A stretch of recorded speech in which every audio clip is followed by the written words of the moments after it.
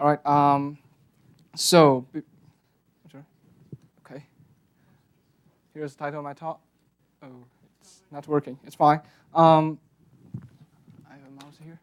So, all right. So the spin state of a transition metal ion is defined by the number of unpaired electrons. And for a transition metal ion with 6d electrons, the spin state could be high spin, intermediate spin, and low spin, depend on the competition between crystal field splitting and Wund's exchange energy. And at the weak field limit, the spin state would be high spin, and the strong field limit, it would be low spin. And the intermediate spin state may or may not exist. And the competition between the crystal field splitting and Wund's exchange energy depend on a lot of factors, including pressure, temperature, epitaxial strength, and so on. So why does spin matter? Well, for geophysicists, I would say iron-bearing magnesium silicate perovskite is the most abundant mineral in the Earth. It contains 10% of iron. The spin state of iron may affect the structure and elastic and transport property of the host phase, as well studied in ferropericlase. And the pressure-induced spin state crossover in perovskite has been highly debated for years. And the other type of research I did was about lanthanum cobaltite, which is a transition metal oxide with perovskite structure. In this type of material, it have interesting properties, including high temperature superconducting, ferromagnetism, ferroelectricity, CMR, multiferroics, and so on and so forth. And lanthanum cobaltite is interesting because it's the host phase of lanthanum strontium cobaltite, which may have potential for practical use. And the thermally induced spin state crossover in lanthanum cobaltite has been controversial for more than 4 decades. So this makes it more interesting. So we probably have a chance to solve the problem. So just how controversial these systems are. For example, in lanthanum cobaltite, even until recently, we still see papers present evidence supporting low spin to intermediate spin crossover and low spin to high spin crossover. And theoretical works do not agree with each other as well. And you can see that the very same authors switch from one side to the other in just a year. And as to perovskite, as mentioned by Dan yesterday, and we can see that not only the most power spectroscopy, but also XES, XIS, all these experimental data have been interpreted differently. For example, in this most power spectroscopy, what has been observed is that there's a crossover from low quadruple splitting to high quadruple splitting at about 30 gigapascal. And the very same phenomena has been interpreted in terms of high spin to intermediate spin, high spin to high spin, and high spin to low spin. So do we have a chance at all to tackle these problems? The answer is yes. It is possible to probe the spin state through their hyperfine interaction as long as we have help from density functional theory calculation. Basically, hyperfine interaction is an interaction that degenerate energy level of a nucleus with spin I into sublevels. The energy difference between these sublevels is called quadruple splitting. It can be measured using either most power spectroscopy or NMR spectroscopy. Luckily, we can compute this quadruple splitting using this formula here. In general, quadruple splitting is proportional to the product of quadruple moment, nuclear quadruple moment, which you can Google. And also, quadruple moment and VZZ, the so-called electric field gradient, which can be computed using density functional theory code like Win2K. And the best feature is that this VZZ can be qualitatively analyzed by this simple formula. So as long as you know the orbital occupancy, you can quickly have a feel how the quadruple splitting should look like. So typically what we do here is we need to optimize the atomic structure of each spin state. And the typical timescale for magnesium silicate perovskite is not too difficult. And if you have, for structure optimization of this structure, is typically 64 CPU hours, not too bad. However, for lanthanum cobaltite, if you want a 40-atom supercell, and the time to finish a structure optimization would be 1800 CPU hours. It's not surprising because there are more electrons, and it takes more a finer K-point grid to get a convergent result. As to the electric field gradient computation, we rely on our collaborator at Austria, Peter Blaha.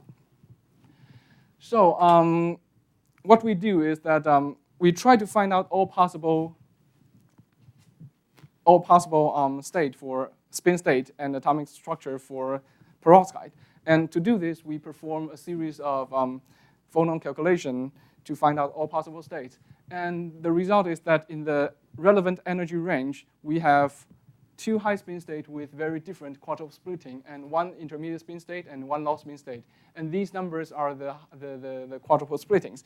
And you can see that the two high spin have the quadruple splitting consistent with experimental data, and also in agreement with Deng and Amy's calculation. As to the low spin and low spin and the intermediate spin, the quadruple moment just very different from the experimental value.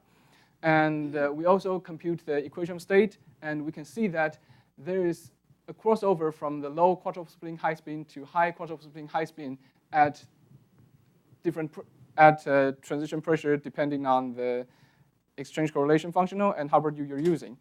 But the important feature we should notice here is that there is no high spin to intermediate spin state crossover whatsoever. So our calculations suggest that the crossover observed in most of our spectroscopy is more likely to be a transition from one type of high spin to another. And I should probably explain why there can be two different quadruple splitting even though the spin states are the same. The reason is that they have different orbital occupancy. For one of the high spin state, the orbital is a linear combination of x squared and y squared and xy. And the other one is basically yz. And if you go back to a few slides, you can see that basically x squared, y squared, and xy contribute twice to EFG as much as YZ orbital. That's why these two, that is the reason that these two high spin state can have such a different quadruple splitting just because of the orbital occupancy is different. So since EFG can already give us a successful experience in perovskite, we are gonna do a similar trick in lanthanum cobaltite. However, in lanthanum cobaltite, it's more difficult because we need to consider the possible interaction between cobalt and cobalt and see how that would affect the electric field gradient. So what we do here is we try to stabilize high spin or intermediate spin cobalt in different conditions. We do either isolated high spin or intermediate spin cobalt in an array of low spin cobalt. And we also do homogeneous high spin or homogeneous intermediate spin in ferromagnetic or anti-ferromagnetic order. So we also try to use different Hubbard U to see how that affects the electric field gradient. The result is quite shocking. The EFG is quite robust. It doesn't depend on the Hubbard U you choose. It doesn't depend on the configuration of those cobalt ions. It only depends on the spin state. For low spin, it's about 1. For intermediate spin, it's about 13. For high spin, it's about 20. And these EFGs can be converted to nu-Q, a quantity that you can measure in NMR spectroscopy. And so after the conversion, for low spin, it will be 0.63. For intermediate spin, it will be 9. For high spin, it will be 14. And currently, there is only low spin nu-Q available, and it's 0.6. So our computation have successfully reproduced the low spin. For intermediate spin and high spin, there is no experimental data available for the time being. And if there is, we probably can publish this manuscript to PRL instead of PRB. That's how I think. And because we are really confident about these two nu-Qs. So how much do I have right now? Okay. All right. So anyway, I should mention that the orbital in this in lanthanum cobaltite in this kind of crystal field with D3D symmetry is very different from what we are familiar with, the traditional dxy, dyz, and so on and so forth. So in our infrastructure, I would like to have a feature that help me to plot these orbitals, instantaneously, and so I can decide how to manipulate them to get the spin state I want. So anyway, this is not important. The other feature is that we noticed that for intermediate spin cobalt ion, even at low concentration, it can make lanthanum cobaltite to be conducting, which is against the measurement. This is how we rule out the low spin to intermediate spin state crossover. So in summary, we have successfully clarified the controversy of the pressure-induced spin state crossover in perovskite. We have demonstrated that EFG can be a unique fingerprint to identify the spin state of lanthanum cobaltite. And these predicted EFGs have a great chance to solve a problem that has lasted for 40 years. And effectively, we have shown that a combination of first principle calculations and NMR or most-power spectroscopy can be a reliable and efficient approach to study the spin state crossover in Earth or in the lab. So we probably need some uninterrupted funding to keep going. Thank you very much for your attention.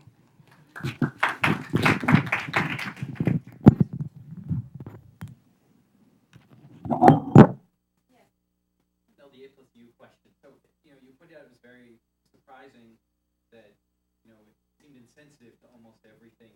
Sorry, it's not really a U question. It's a U and Mossbauer splitting model question. And that was sort of surprising. I'd argue in a way it's not surprising. I mean, even back when I think Dufek did this in '95 with much less sophisticated techniques, it just works amazingly well. Like, you just get Mossbauer spectra like splitting really well. Even when you use different U's, Amy does the same thing. Different U's doesn't make much difference. Freezing coordinates, relaxing coordinates, etc. And yet there are other people who have often come to me after talks and said, well, this is silly because the tiniest displacement of an atom will change your Mossbauer splitting completely. You're wasting your time. You're never going to get good results. And they're right? Like, very small changes do completely change the answer. So, in a way, maybe I disagree with you. Now I'm agreeing with you. It is surprising. And I wonder if you had any intuition about why we can vary things that are pretty severe changes and yet keep nailing experimental U values that are often different temperatures, different magnetic states, etc., and get them right every time. And yet it's incredibly sensitive to local coordinate deformation. Yes, yes, I can answer that. The reason is that the electric field gradient VZZ mainly dependent on the orbital occupancy, and in LDA plus U calculation, basically you change the U, you don't change the orbital occupancy. For low spin in a cubic field, the low spin always occupy the the T2G orbital, no matter what you're applying, and the low spin occupying the T2G orbital just gives you a very low particle splitting based on this formula. So you're saying that the gradients aren't coming from the oxygen around the atom, but really coming from the electron cloud of the atom itself. The electron cloud also is dependent on is very sensitive to the ligand field it feels. You change the position, you change the ligand field it experienced by that ion. So the orbital occupancy may vary with that. That's what we found in perovskite case. There are two high spin ions and the position of these two ions are different. In these two cases are different, and that changes the orbital occupancy. So that changes the EFG. However, you vary Hubbard U, you don't change the orbital occupancy. That's why EFG is robust with respect to Hubbard U. So you don't need a correct Hubbard U to determine a correct EFG. This is the advantage of LDA plus U or GGL plus U approach in EFG calculation. And it's not that it doesn't change the EFG, it doesn't change within 10%. Okay, we need to. Okay.